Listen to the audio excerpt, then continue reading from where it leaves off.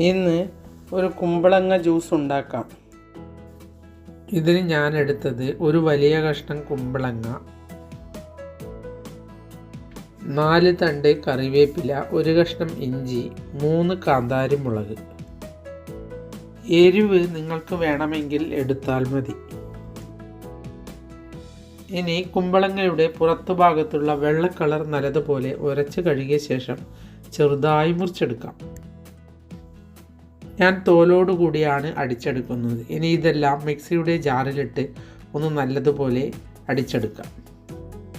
ഇനി അടിച്ച ശേഷം അരിച്ചെടുക്കാം. പകുതി പുളിനാരങ്ങ പിഴിഞ്ഞൊഴിക്കാം. 2 നുള്ളി ഇന്ദുപ്പ് കൂടി ചേർത്ത് കൊടുക്കാം.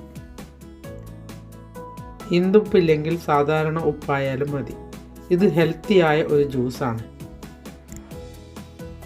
നമ്മുടെ ശരീരത്തിലെ ചീത്ത കൊളസ്ട്രോളിനെ നശിപ്പിക്കുകയും ചെയ്യും. എൻ്റെ വീഡിയോ ഇഷ്ടപ്പെട്ടുവെങ്കിൽ ലൈക്ക് ചെയ്യാനും സബ്സ്ക്രൈബ് ചെയ്യാനും മറക്കരുത്.